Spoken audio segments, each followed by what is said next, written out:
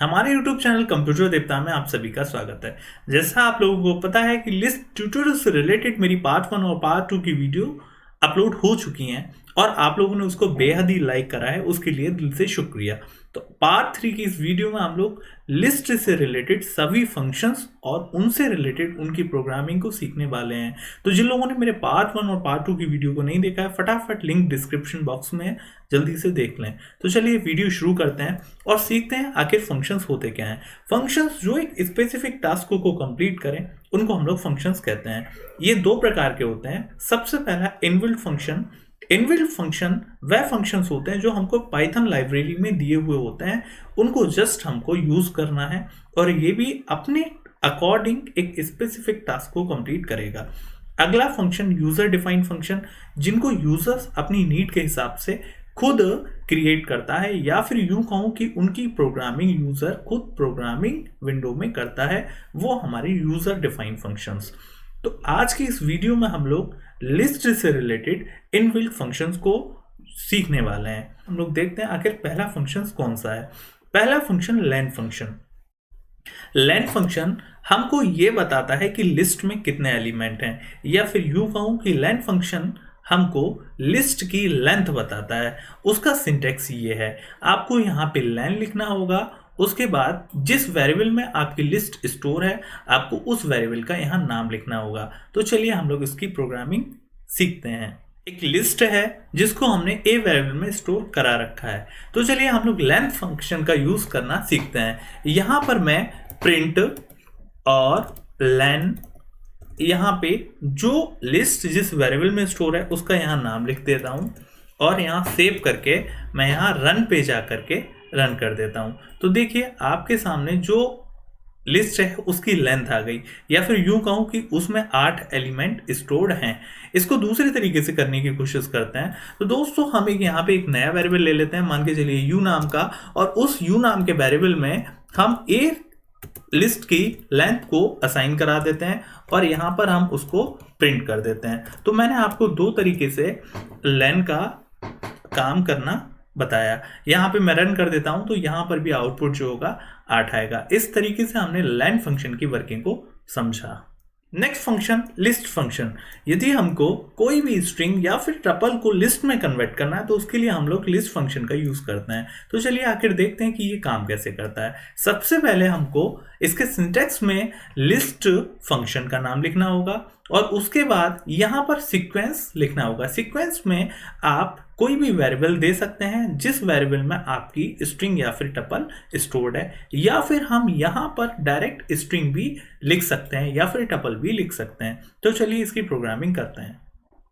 यहाँ हमारी programming screen में कंप्यूटर देवता एक स्ट्रिंग है जिसको मैंने ए वेरिएबल में स्टोर करा रखा है। तो अगर मुझको कंप्यूटर देवता को जो स्ट्रिंग है उसको लिस्ट में कन्वर्ट करना है तो मुझको लिस्ट फंक्शन का यूज करना होगा। तो चलिए मैं एक नया वेरिएबल ले लेता हूँ यू, और उसमें मैं लिस्ट फंक्शन का यूज करके उस जो कंप्यूटर देवता एज ए स्ट्रिंग है उसको मैं लिस्ट में कन्वर्ट करता हूं। तो यहां पर मैंने लिस्ट नाम का फंक्शन लिखा और ए वेरिएबल का नाम लिखा जिसमें मेरी स्ट्रिंग ऑलरेडी स्टोर्ड है।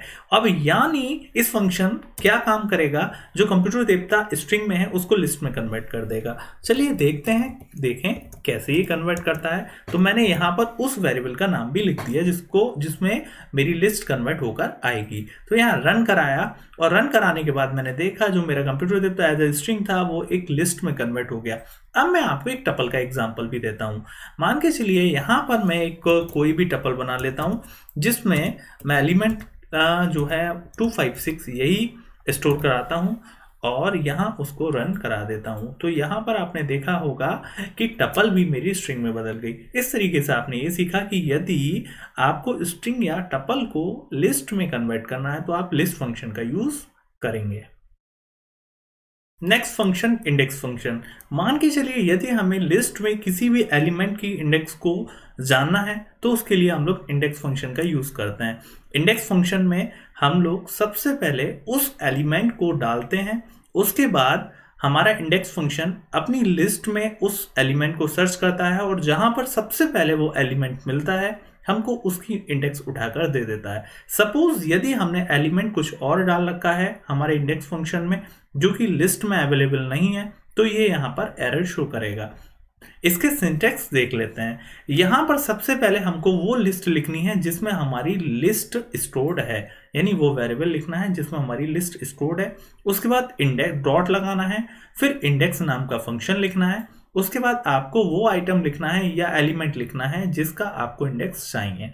तो चलिए इसको हम लोग प्रोग्रामिंग के माध्यम से सीखते हैं। यहाँ पर मेरी एक लिस्ट है जिसको मैंने ए वेरिएबल में स्टोर करा रखा है।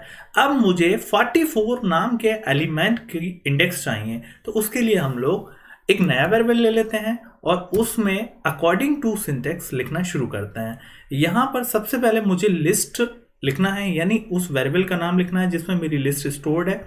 उसके बाद डॉट लगाना है, फिर मुझे इंडेक्स नाम का फंक्शन लिखना है और इस फंक्शन में एज अ आर्ग्यूमेंट मुझे वो एलिमेंट लिखना है जिसका मुझे इंडेक्स चाहिए। मान के चलिए मुझे 44 का इंडेक्स चाहिए, तो फिर मैं यहाँ पर 44 लिख देता हूँ। उसके बाद यहाँ प्रिंट करा देता हूँ टी को, देखते हैं कि टी में हमें इंडेक्स क्या मिला। तो यहाँ पे मैंने सेव कर दिया और यहाँ रन पे क्लिक करा और रन मॉड्यूल पे क्लिक करा, तो मुझे यहाँ पे 44 का इंडेक्स मिल जाएगा। अब आप लोग सोच रहे होंगे कि यहाँ पर 44 ये भी है, 44 ये भी है, 44 ये भी है, लेकिन इसने इंडेक्स 2 दिया है। तो दोस्तों मैंने आपको पहले ही बता दिया था कि ये क्या काम करेगा, जहां पर इसको सबसे पहले वो एलिमेंट मिलेगा हमको वहां का इंडेक्स दे देगा। ये पीछे नहीं जाएगा, जहां इसको स्टार्टिंग में मिल जाएगा तो स्टार्टिंग का इंडेक्स दे देगा। यहाँ पर जो 44 है वो दूसरे इंडेक्स पर है, देखिएगा 0 इंडेक्स, 1 इंडेक्स और 2 इंडेक्स। यहाँ 44 उसको मिला तो उसने फटाफट उसको यानी 2 इंडेक्स को हमको दे दिया। यदि मान के चलिए यहाँ मैं 100 डालता हूँ इंडेक्स में, तो ये क्या करेगा, तो इस केस में ये एरर शो करेगा क्योंकि ये एलिमेंट हमारे लिस्ट में नहीं है। तो यहाँ पे मैंने रन कराया तो यहाँ पर आपने देखा होगा वैल्यू एरर इसने दे दिया और यहाँ पे लिख दिया कि 100 is not in the list. इस तरीके से आपने इंडेक्स फंक्शन का यूज करना सीखा। लिस्ट का नेक्स्ट फंक्शन अपेंड फंक्शन है। सपोज अगर हमको लिस्ट में कोई एक एलिमेंट ऐड करना है तो हम लोग अपेंड फंक्शन का यूज करेंगे, लेकिन ध्यान ये रहे कि जो अपेंड फंक्शन के माध्यम से एलिमेंट ऐड होता है या फिर इंसर्ट होता है हमारी लिस्ट में, वो लिस्ट के लास्ट में ऐड होता है। यहां पर इसके सिंटैक्स में सबसे पहले आपको उस लिस्ट का नाम जिस वेरिएबल में स्टोर है, उसके बाद डॉट लगाना पड़ेगा, उसके बाद अपेंड फंक्शन का नाम लिखना होगा और यहाँ पर वो आइटम या एलिमेंट लिखना होगा जिसको आपको ऐड कराना है। तो चलिए हम लोग इसकी प्रोग्रामिंग सीख लेते हैं। तो दोस्तों मेरी एक लिस्ट है जिसको मैंने ए नाम के वेरिएबल में स्टोर करा दिया है। अब मैं ये चाहता हूं कि एक एलिमेंट जो कि 100 है उसको मैं लिस्ट में ऐड कराना चाहता हूं। तो यहाँ पे सबसे पहले मैं लिस्ट को प्रिंट करा के देख लेता हूं। ठीक है, मैंने यहाँ पे लिस्ट को प्रिंट कर दिया। अब मैं अपेंड फंक्शन के द्वारा अपनी लिस्ट में एक नया एलिमेंट 100 ऐड करता हूं। तो सबसे पहले मुझे ऐसा करने के लिए अपनी लिस्ट के उस वेरिएबल का नाम लिखना होगा जिसमें मैंने लिस्ट को स्टोर करा रखा है, वो है मेरा ए। उसके बाद डॉट लिखना होगा, उसके बाद अपेंड लिखना होगा और मुझे उस एलिमेंट को लिखना होगा जिसको मैं ऐड कराना चाहता हूं। और यहाँ पे मैंने प्रिंट करा दिया अगेन ए को, यानी अपनी लिस्ट को। तो देखते हैं यहाँ पर क्या आउटपुट आने वाला है। सबसे पहले मैंने रन करा तो यहाँ पर मेरी सबसे पहले लिस्ट आ गई जो मैंने ऊपर सबसे पहले डिफाइन करी हुई थी, और बाद में जो मेरी लिस्ट आई है उसमें 100 ऐड होकर आया है क्योंकि दूसरे वाले प्रिंट वाली लाइन से पहले मैंने अपेंड फंक्शन के द्वारा 100 को ऐड करा दिया। तो इस तरीके से आप लोगों ने अपेंड फंक्शन का यूज करना सीखा। हमारा नेक्स्ट फंक्शन एक्सटेंड फंक्शन है। यदि आपको अपनी लिस्ट में एक से ज्यादा एलिमेंट ऐड करने हो तो उस केस में आप क्या काम करेंगे, मैंने आपको अभी अपेंड फंक्शन बताया जिसमें मैंने आपको सिखाया था कि अपेंड फंक्शन के द्वारा आप अपनी लिस्ट में एक एलिमेंट पीछे ऐड कर सकते हो। अब आपको एक से ज्यादा एलिमेंट ऐड करने हैं तो उसके लिए आप लोग एक्सटेंड फंक्शन का यूज करेंगे। एक्सटेंड फंक्शन में हम लोग एक से ज्यादा एलिमेंट यानी एक एज अ लिस्ट फॉर्मेट में देते हैं जो कि हमारे लिस्ट में पीछे ऐड हो जाते हैं। जैसे यहाँ पे उसके सिंटैक्स में आपको सबसे पहले लिस्ट लिखना होगा, यानी उस वेरिएबल का नाम लिखना होगा जिसमें आपकी लिस्ट स्टोर्ड है, उसके बाद एक्सटेंड और उसके बाद आप यहाँ पे आइटम्स को देंगे। तो चलिए हम यहाँ पे आपको इसकी प्रोग्रामिंग करके दिखाते हैं। तो यहाँ पे एक लिस्ट है जो कि ए में स्टोर्ड है। अब मैं इसमें 3 एलिमेंट को ऐड करना चाहूंगा तो वो मैं एक्सटेंड फंक्शन के द्वारा ही ऐड कर सकूंगा। तो यहाँ पे सबसे पहले ए डॉट यहाँ पे एक्सटेंड मुझे लिखना होगा, उसके बाद ब्रैकेट लगाना होगा और मुझे एक लिस्ट की तरह ही उस एलिमेंट को ट्रीट करना होगा जो कि मुझे एलिमेंट ऐड कराने हैं। तो यहाँ पर सपोज मैंने यहाँ पे 4 एलिमेंट ले लिए हैं जो कि एज अ लिस्ट के फॉर्मेट में है, फिर मैं यहाँ पे प्रिंट करा दूंगा। अब देखते हैं क्या होगा। तो यहाँ एक ऊपर भी मैं प्रिंट का एक स्टेटमेंट और दे देता हूँ जिससे आपको दोनों लिस्ट यहाँ दिखाई दे जाएंगी कि पहले हमारी लिस्ट क्या थी, उसके बाद एलिमेंट ऐड करने के बाद हमारी लिस्ट क्या थी। ध्यान दीजिएगा मैंने यहाँ पे 2 स्टेटमेंट लिखे हैं प्रिंट के, प्रिंट ए और नीचे भी प्रिंट ए। तो यहाँ रन कराता हूँ।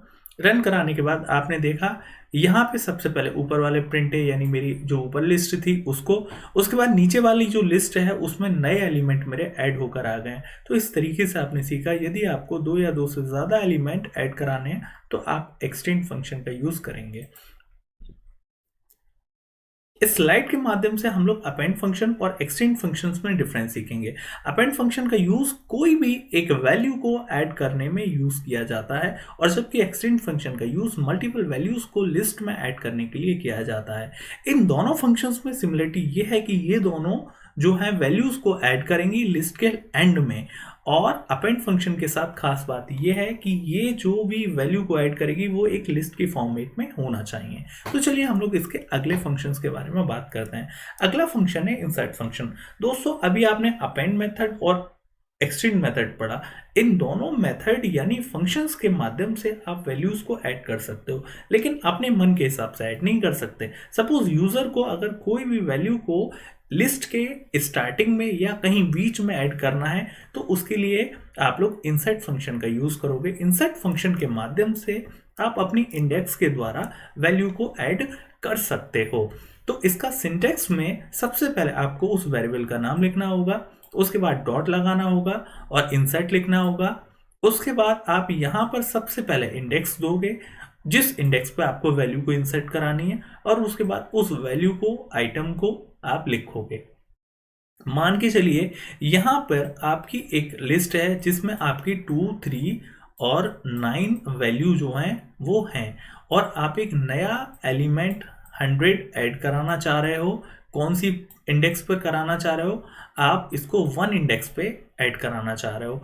तो फिर इंसर्ट मेथड लगने के बाद यहाँ पर सबसे पहले 0 इंडेक्स है वो एज ए दिस रहेगा, उसके बाद 1 इंडेक्स पर यहाँ पर आपकी 100 आ जाएगी, और बाकी बची हुई वैल्यू जो है वो इस जो लिस्ट है उसके राइट हैंड में शिफ्ट हो जाएंगी, यानी एक एक इंडेक्स इनका जो है वो बढ़ जाएगा।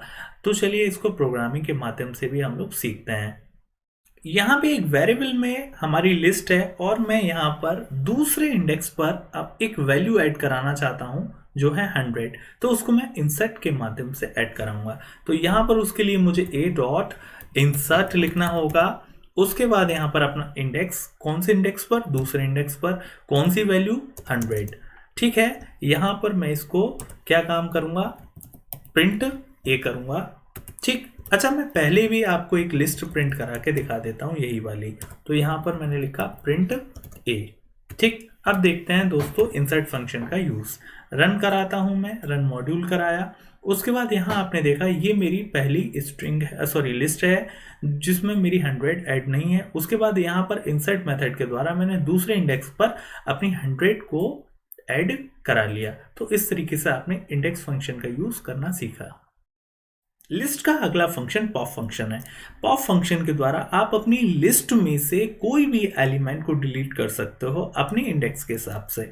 यानी अगर आपको अपनी लिस्ट में से दूसरे नंबर का यानी दूसरे इंडेक्स का एलिमेंट डिलीट करना है तो आपको पॉप में उसका इंडेक्स नंबर देना होगा। और सपोज अगर आप पॉप फंक्शन में इंडेक्स नंबर नहीं देते हो तो उससे क्या होगा? आपका लिस्ट का सबसे एंड वाला एलिमेंट डिलीट हो जाएगा। तो चलिए इसकी हम लोग प्रोग्रामिंग सीखते हैं। ए नाम के वेरिएबल में मेरी एक लिस्ट स्टोर्ड है और मैं ये चाहता हूं कि इस लिस्ट में से तीसरे इंडेक्स का नंबर डिलीट हो जाए। तो उसके लिए सबसे पहले मैं यहाँ पर अपनी लिस्ट को प्रिंट करा कर देख लेता हूँ, और मैं पॉप मेथड के माध्यम से अपने तीसरे इंडेक्स के एलिमेंट को डिलीट कर दूंगा।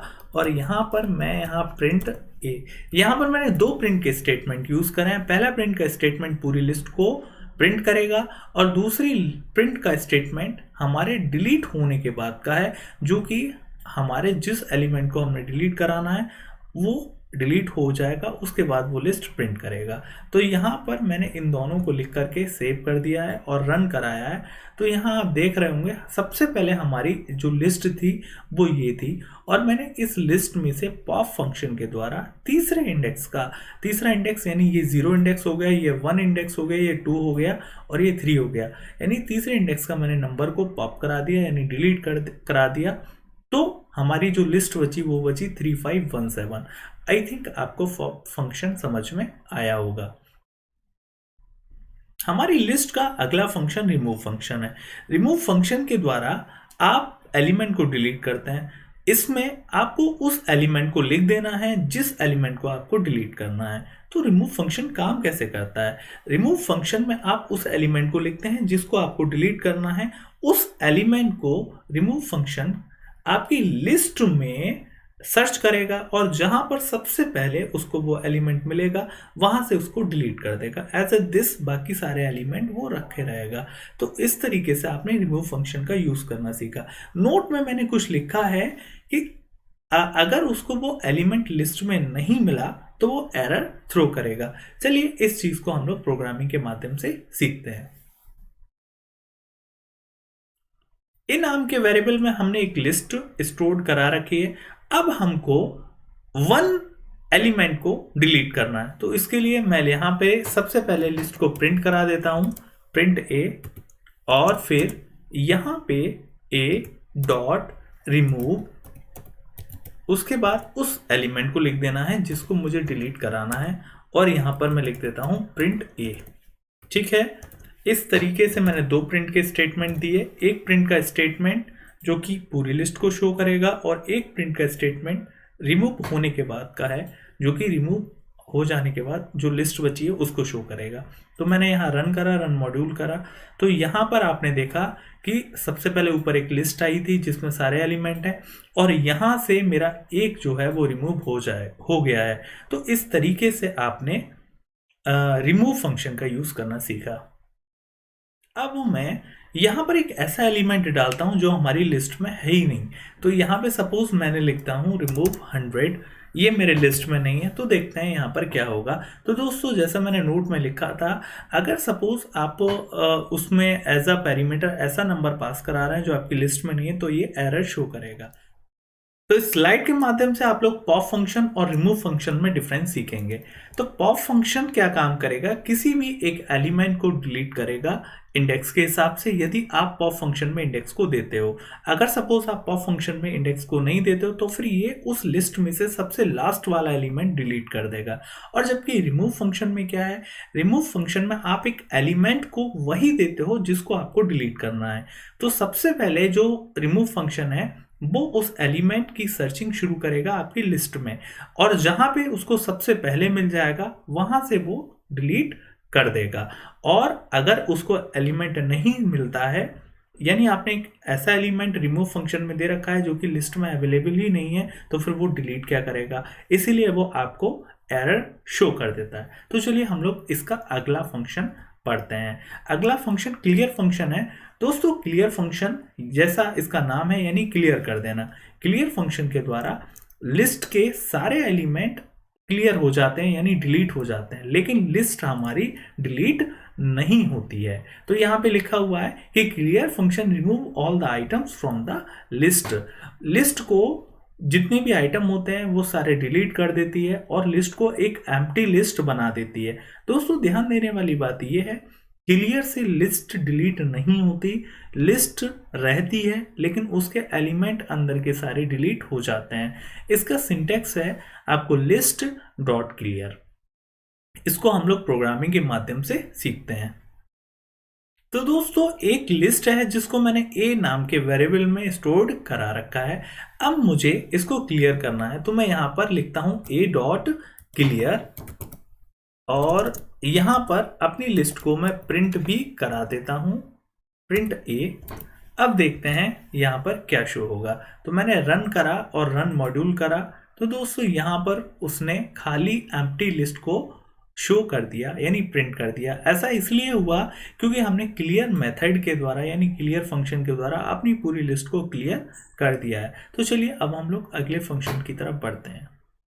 लिस्ट का अगला फंक्शन काउंट फंक्शन है।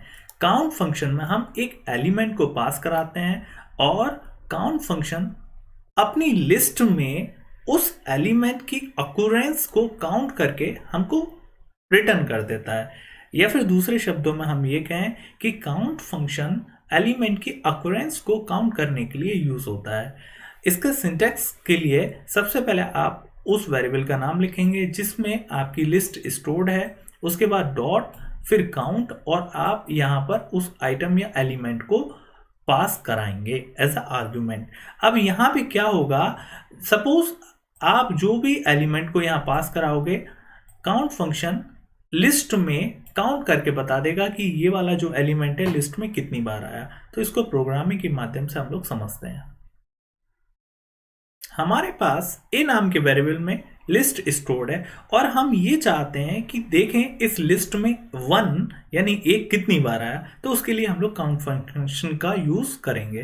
तो यहां पर मैं लिखता हूं प्रिंट और ए डॉट काउंट और यहां पर मैं लिखता हूं 1।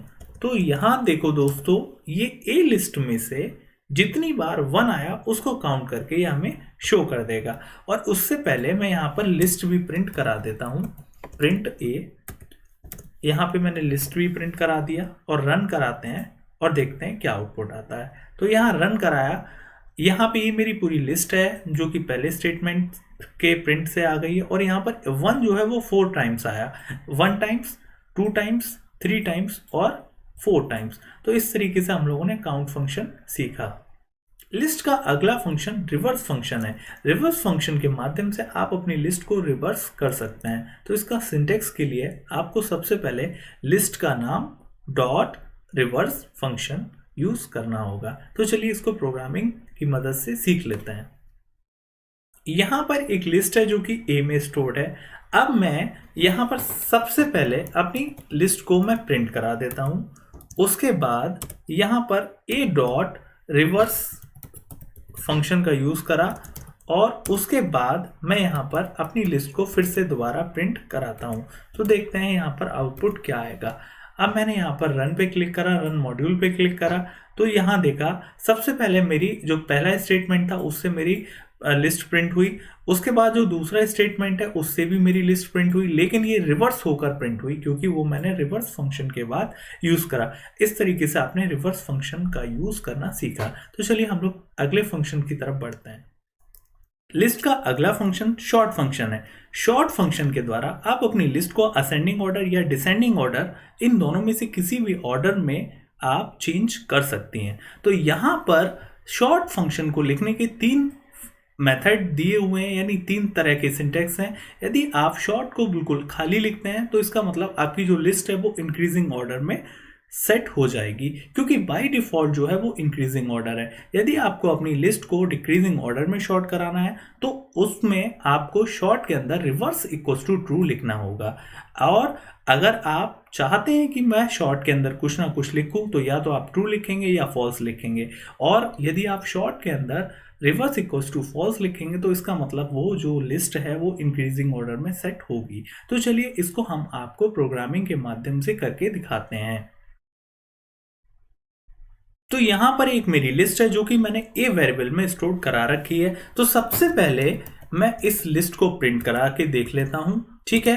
अब मैं यहां पर शॉर्ट फंक्शन का यूज करूंगा। तो मैंने यहां पर ए डॉट शॉर्ट लिखा, ठीक। उसके बाद मैंने यहां पे प्रिंट करा दिया ए को। तो देखिएगा ऐसा करने से क्या हुआ। ऐसा करने से हमारी जो लिस्ट है वो इंक्रीजिंग ऑर्डर में शॉर्ट होगी, क्योंकि मैंने शॉर्ट के अंदर कुछ नहीं लिखा है और बाय डिफॉल्ट जो ऑर्डर होता है वो इंक्रीजिंग ऑर्डर होता है। सपोज अगर मुझको अपनी लिस्ट का डिक्रीजिंग ऑर्डर चाहिए तो यहाँ पर रिवर्स इक्वल्स टू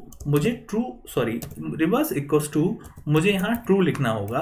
और ध्यान ये रहे, ट्रू में जो टी है उसको आपको कैपिटल बनाना है।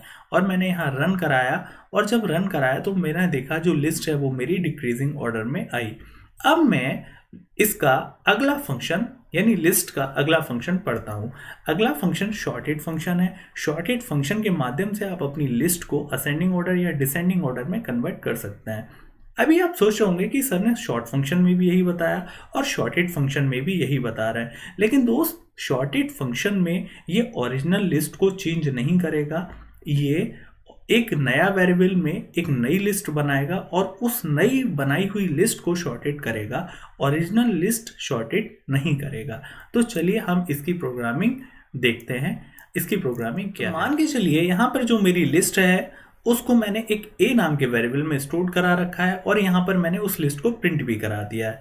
अब यहाँ एक नया वेरिएबल लिया मैंने v इक्वल्स टू मैंने लिखा शॉर्टेड और यहाँ a लिख दिया।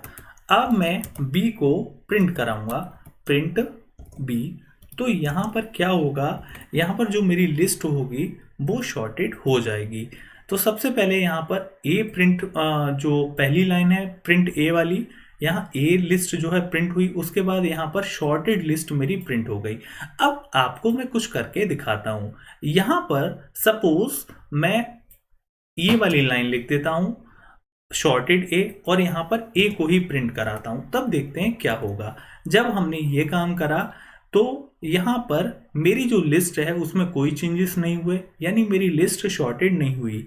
ऐसा इसीलिए हुआ क्योंकि मैंने आपको बताया था कि जो शॉर्टेड फंक्शन है वो ओरिजिनल लिस्ट को चेंज नहीं करता, उसके लिए एक नया वेरिएबल की ज़रूरत है जिसमें लिस्ट हमारी कॉपी होगी शॉर्टेड के बाद। तो यहाँ पर आपको एक नया वेरिएबल लेना ही होगा जिसमें वो शॉर्ट करेगा और उसके बाद उसी लिस्ट को प्रिंट कराना होगा। अब मैं यहाँ आपको करके दिखाता हूँ। तो यहाँ पर हमारी जो लिस्ट है वो शॉर्टेड हो जाएगी। और अगर आप चाहते हैं कि मेरी लिस्ट डिसेंडिंग ऑर्डर में शॉर्ट हो तो उसके लिए आपको यहाँ पर a comma reverse equals to true लिखना होगा। इसके बाद आपकी जो लिस्ट है वो डिसेंडिंग ऑर्डर में शॉर्ट हो जाएगी। तो यहाँ पे मैंने रन मॉड्यूल करा और आपने देखा कि जो लिस्ट है वो आपकी डिसेंडिंग ऑर्डर में शॉर्ट हो गई। तो इस तरीके से आपने शॉर्टेड फंक्शन को भी समझा। तो अब हम शॉर्ट और शॉर्टेड फंक्शन में क्या डिफरेंस है ये भी समझ लेते हैं। तो दोस्तों शॉर्ट फंक्शन और शॉर्टेड फंक्शन दोनों ही आपकी लिस्ट को असेंडिंग ऑर्डर या डिसेंडिंग ऑर्डर में शॉर्ट करने के लिए यूज होते हैं, लेकिन अंतर यह है जो शॉर्ट फंक्शन है वो आपकी ओरिजिनल लिस्ट को शॉर्ट करता है और जबकि शॉर्टेड फंक्शन जो है वो आपकी ओरिजिनल लिस्ट को शॉर्ट नहीं करता, बल्कि ये क्या काम करता है, नए वेरिएबल में जो भी आपकी लिस्ट है उसको शॉर्टेड करके सेंड करता है, यानी सेव करता है। ठीक इस तरीके से आपने शॉर्ट और शॉर्टेड फंक्शन में। अगला फंक्शन मिन फंक्शन है। मिन फंक्शन हमारी लिस्ट में से सबसे छोटा एलिमेंट यानी मिनिमम एलिमेंट को निकाल करके हमको दे देता है। तो चलिए हम लोग इसकी प्रोग्रामिंग सीखते हैं। यहाँ पर a वेरिएबल में एक लिस्ट स्टोर्ड है और मुझे इसमें से सबसे मिनिमम नंबर चाहिए, तो मैं यहाँ मिन फंक्शन का इस्तेमाल करूँगा। तो यहाँ पर मैं लिख देता हूँ प्रिंट और मिन, उसके बाद लिस्ट का नाम। तो इस तरीके से मैंने लिखा और मैं यहाँ रन करा और जैसे ही मैंने रन करा तो यहाँ आपने देखा जो सबसे छोटा नंबर है, मिनिमम नंबर है, वो इसने प्रिंट कर दिया। तो इस तरीके से आपने मिन फंक्शन का इस्तेमाल करना सीखा। अब हम लोग लिस्ट के अगले फंक्शन की तरफ बढ़ते हैं। अगला फंक्शन मैक्स फंक्शन है। मैक्स फंक्शन का इस्तेमाल मैक्सिमम नंबर को फाइंड आउट करने के लिए किया जाता है, या फिर यूं कहूं कि लिस्ट में से सबसे बड़े नंबर को ये उठाकर हमको प्रिंट करके दे देगा। तो चलिए हम लोग मैक्स फंक्शन की प्रोग्रामिंग को सीखते हैं। मान के चलिए दी हुई लिस्ट में से हमें मैक्सिमम नंबर फाइंड करना है, तो इसके लिए हम लोग मैक्स फंक्शन का यूज करेंगे। तो यहाँ पर मैं लिख देता हूँ प्रिंट और मैक्स फंक्शन यानी मैक्स, उसके बाद उसमें उस लिस्ट का नाम जिसमें मेरी लिस्ट स्टोर्ड है।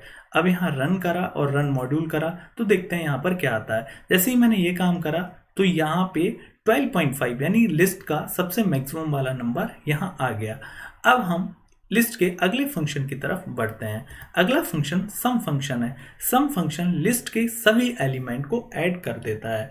दोस्तों जितने भी एलिमेंट हैं उसमें से सबको जोड़ करके सम फंक्शन हमको दे देगा, लेकिन ध्यान ये रहे जो सम फंक्शन है वो केवल इंटीजर या फिर फ्लोटिंग टाइप के अगर एलिमेंट है हमारी लिस्ट में तभी ये हमको उनका सम करके दे देगा। अगर उसमें कोई भी स्ट्रिंग टाइप का एलिमेंट है तो ये हमको ऐड करके वैल्यू नहीं देगा। तो चलिए हम इसको सम फंक्शन को सीख लेते हैं। ठीक है, सम फंक्शन की प्रोग्रामिंग करना सीखते हैं।